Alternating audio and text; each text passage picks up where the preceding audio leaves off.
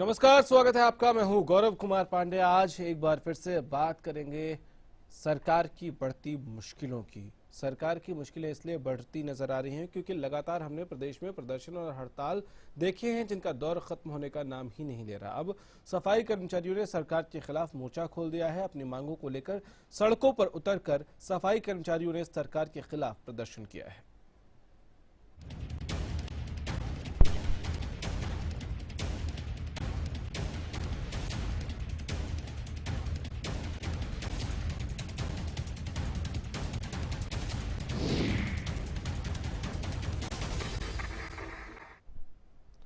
बहादुरगढ़, फरीदाबाद, रेवाड़ी और लोहारू में सफाई कर्मचारियों ने झाड़ू उठाकर सरकार के खिलाफ प्रदर्शन किया। वादा खिलाफी का मनोहर सरकार पर आरोप लगाया और मांगे पूरी न होने पर बड़े आंदोलन का अल्टीमेटम भी दिया है। ये रिपोर्ट आपको दिखा रहे हैं, इसके बाद हम चर्चा करेंगे।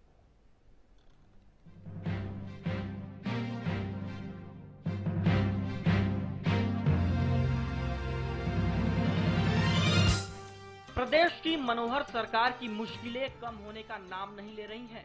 एक के बाद एक हो रहे प्रदर्शन और हड़ताल सरकार के लिए सिरदर्द बन रहे हैं। एक बार फिर सफाई कर्मचारियों ने सरकार के खिलाफ हल्ला बोल दिया है। फरीदाबाद, रेवाड़ी, बहादुरगढ़ और लोहारू में झाड़ू लेकर सफाई कर्मचारियों ने प्रदर्शन किया। सर्व कर्मचारी संघ के बैनर तले सफाई कर्मचारी सड़कों पर उतरे और वादा खिलाफी का आरोप लगाते हुए सरकार के खिलाफ जमकर नारेबाजी की। 11 जुलाई को हमारी बातचीत हुई थी। जो मुख्यमंत्री के मुख्य सचिव आर के खुल्लर जी हैं, उस बातचीत में लगभग 14 मांगों पर हमारी सहमति बनी थी, लेकिन आज तक उन मांगों को लागू नहीं किया है और प्रदेश में कच्चे कर्मचारियों के वेतन से ESI EPF काट करके वो डकारा जा रहा है, उनके खातों में जमा नहीं है। ये कर्मचारियों की मांगों की बात की जाए तो कर्मचारियों की मांगे हैं, कच्चे कर्मचारियों को पक्का किया जाए, समान काम समान वेतन, 5,000 रुपए जोखिम भत्ता लागू किया जाए, NPS स्कीम रद्द की जाए, ठेका प्रथा बंद की जाए। सफाई कर्मचारियों ने सरकार को चेतावनी दी है कि 29 अप्रैल को जींद में होने वाली रैली में बड़ा फैसला लिया जा सकता है। साथ ही आगे के लिए योजनाबद्ध तरीके से कर्मचारियों ने विरोध और प्रदर्शनों की रूपरेखा तैयार कर ली है। सफाई कर्मचारी अपनी मांगों को लेकर 2 और 3 मई को भूख हड़ताल करेंगे। 8 मई को विशाल जुलूस निकाला जाएगा। 11, 12, 13 मई को पूरे प्रदेश में सफाई कर्मचारी हड़ताल पर रहेंगे। अगर फिर भी मांगे नहीं मानी गई तो बड़ा आंदोलन किया जाएगा। प्रदर्शन कर रहे कर्मचारी अपनी मांगों को लेकर इस बार आर या पार के मूड में है। ऐसे में देखना होगा कि सरकार और सफाई कर्मचारियों के बीच की ये रार कैसे और कब दूर हो पाती है। Bureau report, Haryana news.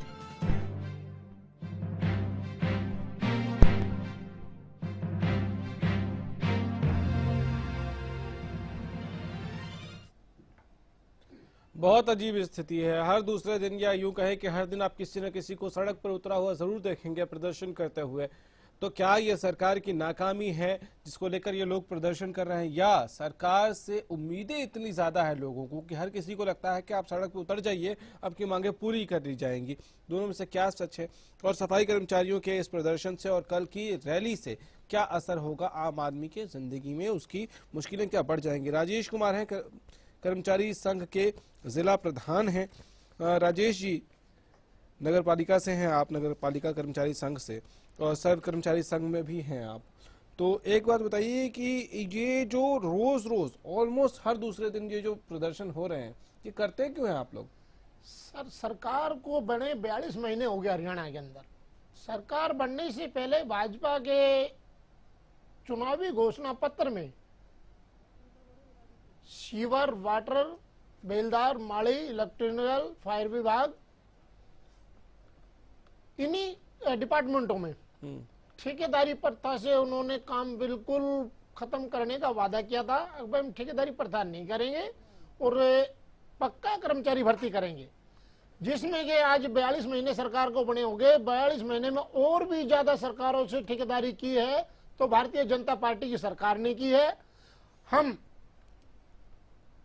चुनावी घोषणा पत्र के जो इन्होंने जारी किया था, आज तक भी कोई भी मांग कर्मचारी वर्ग के लिए इन्होंने कोई लागू नहीं की। समान काम समान वेतन की बात है, कच्चे कर्मियों को पक्का करने की बात है।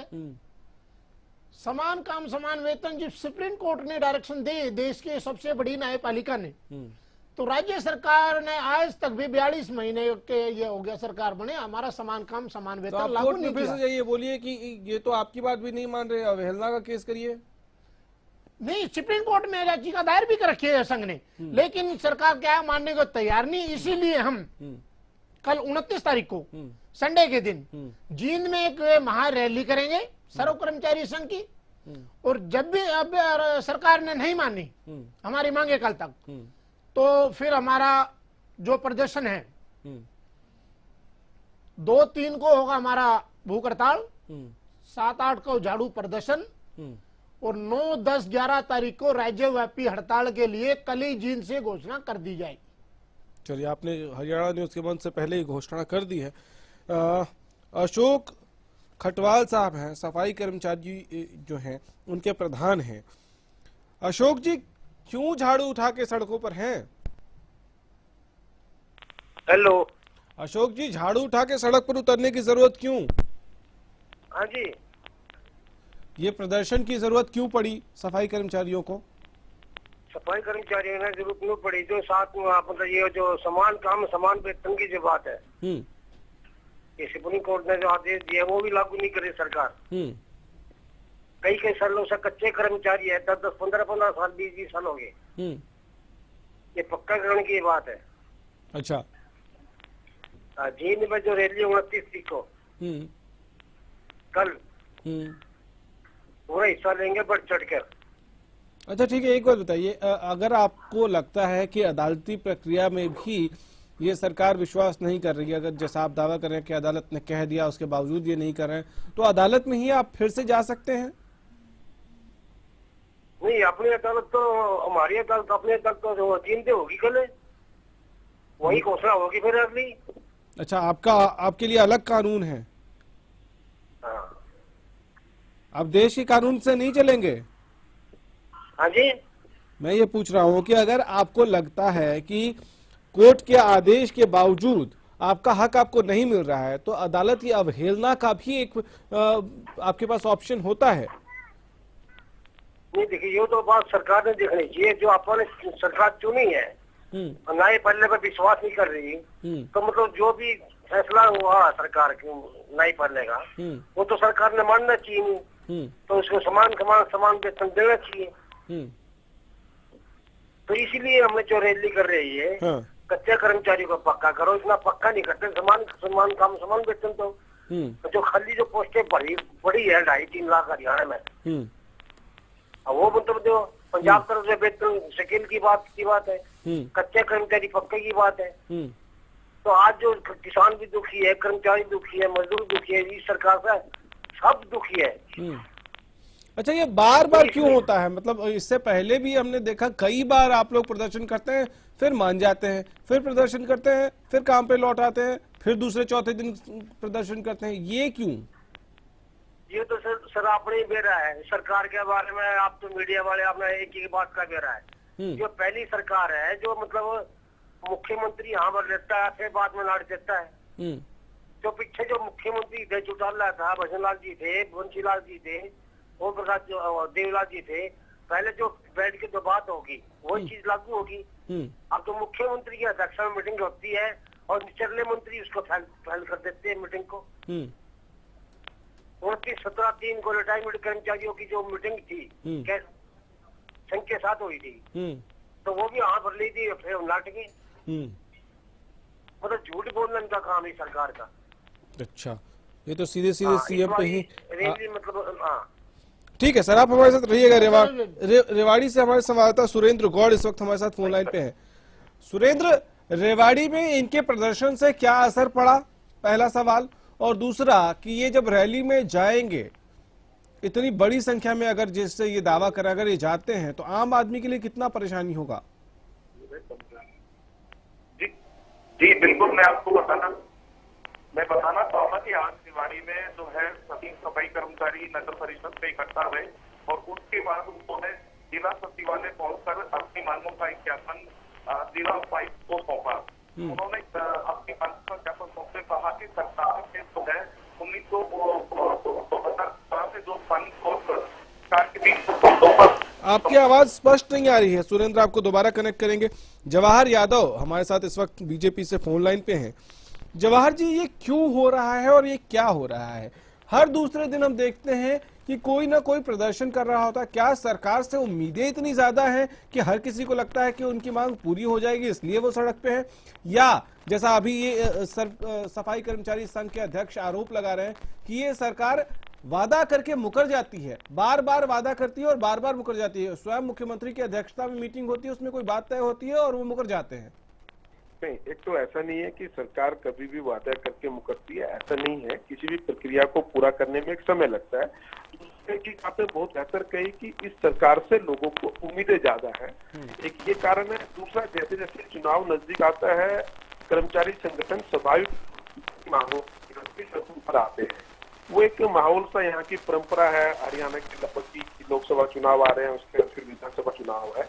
परंतु मैं तो तुलनात्मक अध्ययन कर सकता हूँ कि पिछली सरकार के मुकाबले अगर कर्मचारियों को सुविधा देने की बात है, अगर कोई तथ्य पे बात करना चाहे कि उस समय क्या बढ़ोतरी होती थी, हमारी सरकार में क्या बढ़ोतरी हुई, उनको उस समय जो भी उनके ड्रेस के खर्चे थे पहले आप 2% की किस्त दे रहे हो और सरकार में तो 6%, 8% की भी किस्तें दी है। डीए की किस्त 2% दे रहे हो आप। मैं आपकी बात आपकी सरकार क्या दे रही है कर्मचारियों को? करके आपको अगर सवाल पूछना है, एक सवाल पूछिए, जवाब का इंतजार आप पहले मैं अपनी बात पूरी कर लूं। आप तो ऐसे डिक्टेटर, मतलब आप तो इसे बोलने की आजादी भी छीन रहे हैं। नहीं, जवाहर जी पूरा करिए।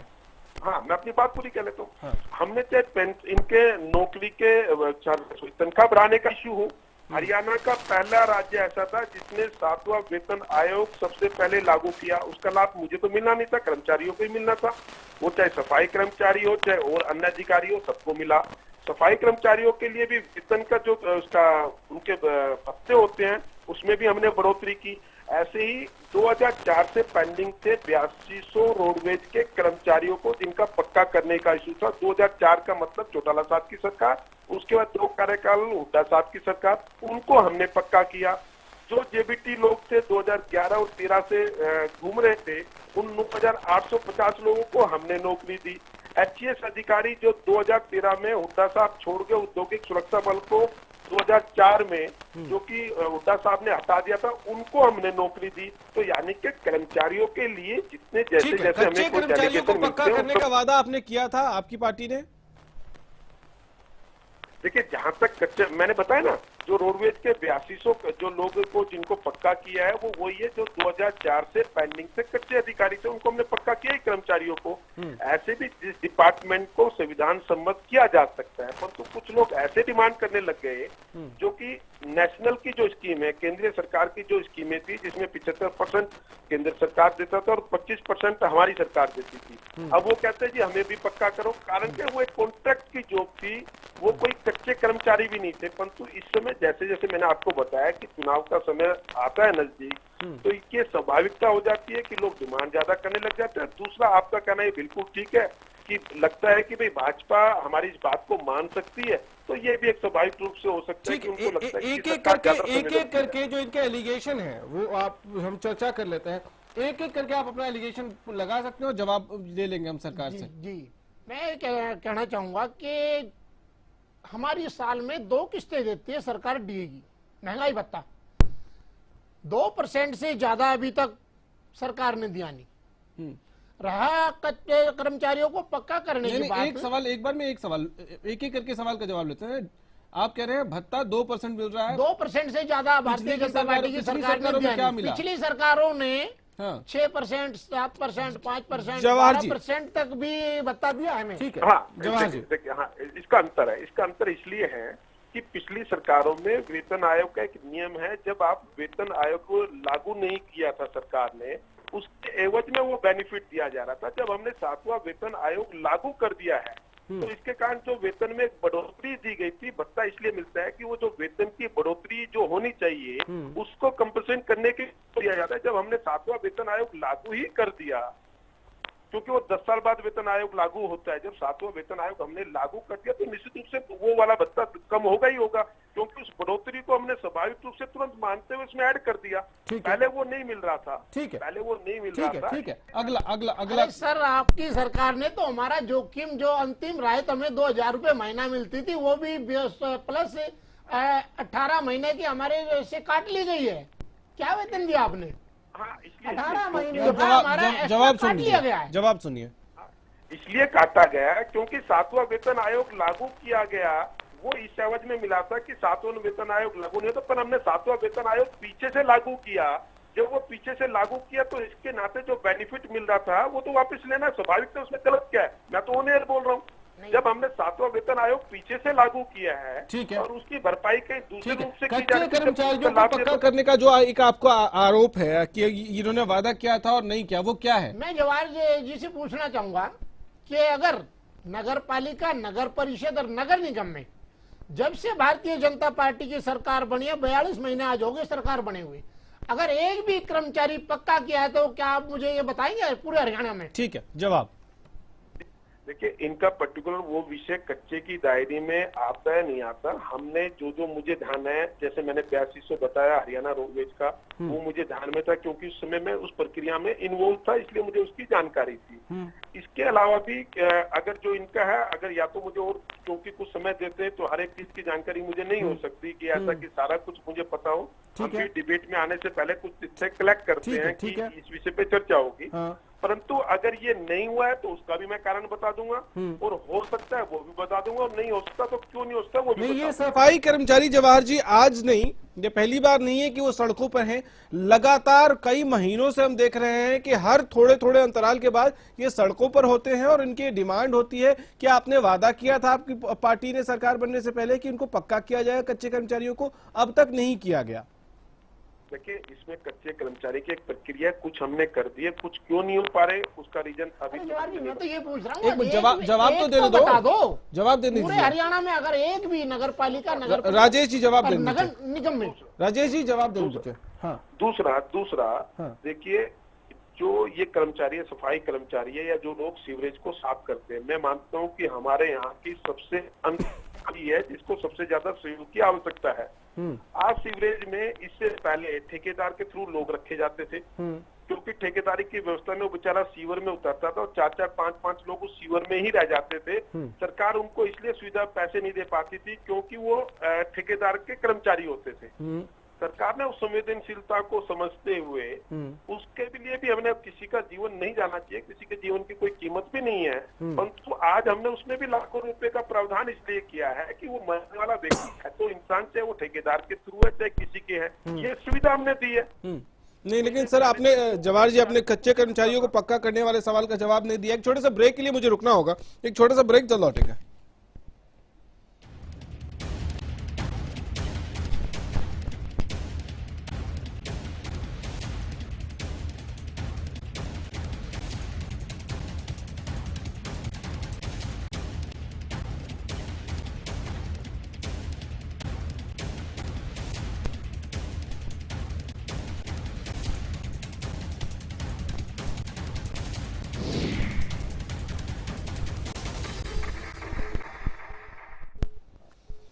ब्रेक के बाद एक बार फिर से आपका स्वागत है। हम चर्चा कर रहे हैं कि आखिर क्यों बार बार ये प्रदर्शन हम देख रहे हैं हरियाणा की सड़कों पर। क्या इसका सियासी कोई कनेक्शन है, या फिर ये लगता है कर्मचारियों को कि इस सरकार से इनकी मांगे पूरी हो सकती हैं, या फिर ये सरकार ही ऐसी है जो सुनती नहीं, इसलिए बार बार कर्मचारियों को सड़क पर उतरना पड़ता है।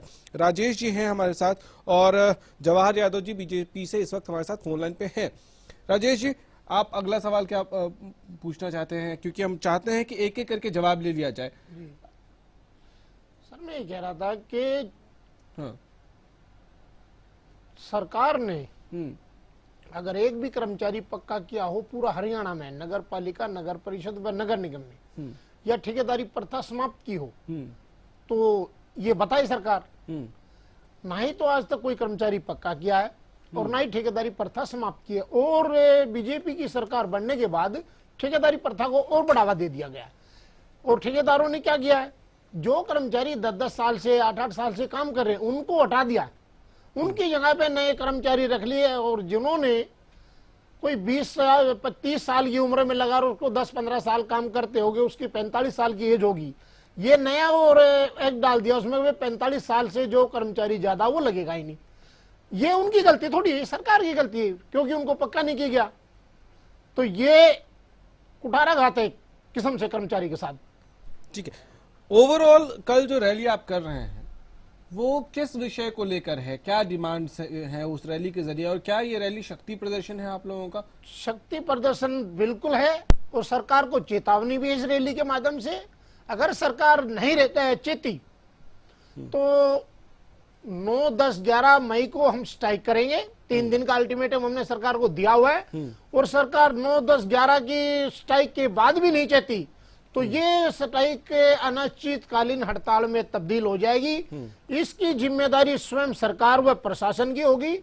इसमें नगर पालिका कर्मचारी संघ हरियाणा का कोई दोष है नहीं, क्योंकि हम अपनी मांगों को लेकर 42 महीने से सरकार के साथ संघर्ष कर रहे हैं, वार्ता कर रहे हैं। सरकारों से भी आपका संघर्ष ऐसे ही जारी रहा? वो हमने पहले भी संघर्ष किया था।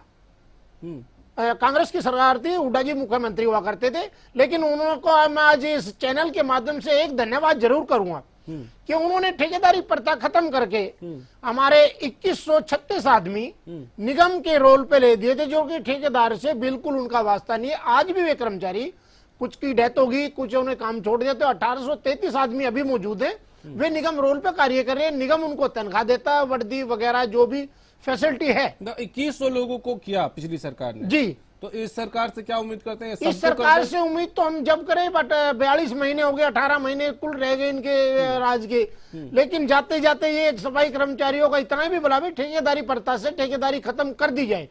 तो हम इनका जब भी आपकी पिछली सरकारों में क्या ये डिमांड रही कि पूरी तरह से ठेकेदारी प्रथा खत्म कर दी हमने जाए? पूरी तरह से ठेकेदारी प्रथा करने के लिए आंदोलन किया था, लेकिन आपको लॉलीपॉप मिला 10 जनवरी 2013 को। नहीं, आपको लॉलीपॉप मिला या आपकी बात मान ली गई? मान ली गई, ठेकेदारी प्रथा खत्म कर दी थी। खत्म कर दी? हाँ, ठेकेदार के जो आदमी थे निगम रोल पे लगा दिया। आज भी 2100 1833 आदमी आज भी मौजूद हैं। आप सिर्फ नगर निगम की बात कर रहे हैं, ओवरऑल बात करिए। सर्व कर्मचारी संघ अगर के बैनर तले अगर हो रहा है तो वैसे तो कहेंगे कि पूरे ऑल डिपार्टमेंटों की बात है सर। ये हम ये कह रहे हैं पूरे डिपार्टमेंट। एक तो ये तो मैंने बात बताई है भाई, इनको इतने आदमी आज जो ठेकेदारी प्रथा में काम कर रहे हैं, हम सरकार का फिर भी आभार व्यक्त कर देंगे। ठेकेदारी प्रथा खत्म करके इनको निगम और बोर्डों में बिजली आपको रोक रहा हूँ। गोपाल कृष्ण जी हमारे साथ इस वक्त फोन लाइन पे हैं, सफाई कर्मचारी संघ के राष्ट्रीय अध्यक्ष हैं।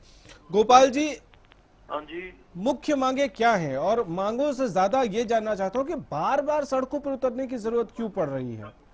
ऐसा है, कई महीने हो गए हैं सफाई कर्मचारियों की तनख्वाह नहीं मिली है। तो मेरे पास आए थे अभी, ये मोदी स्वच्छ भारत का नाटक करता है, और लेकिन स्वच्छ भारत को जो साफ रखने वाले हैं। गोपाल जी, सबसे पहले तो एक रिक्वेस्ट है कि आपके पॉलिटिकल डिफरेंसेस हो सकते हैं, लेकिन प्रधानमंत्री के लिए कम से कम संसदीय भाषा का हम इस्तेमाल करें, और उसके आगे आप जो कहना चाहते हैं वो कहें आप। नहीं, ऐसा है ना, मैं वही तो बोल रहा हूँ, स्वच्छ भारत की आवाज उठा रखी है मोदी साहब ने। ये नाटक है। तो जैसे हरियाणा में है, सफाई कर्मचारियों को बुरा हाल है, सारे देश में है। मैंने तो सारे देश में भ्रमण किया हुआ है, तो मैं जहाँ गया। लेकिन हरियाणा में जो लोग सड़कों पे है वो सैलरी कहाँ मांग रहे हैं? वो सैलरी तो मांग ही नहीं रहे साहब। और ये पक्का होना चाहिए उनको। सर आप तो दूसरी दिशा में बह निकले। चलिए, बहुत शुक्रिया आपका।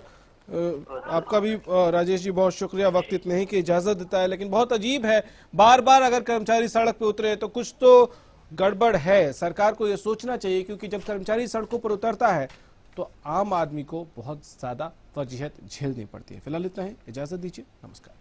विज्ञापन की कॉपी आपको दे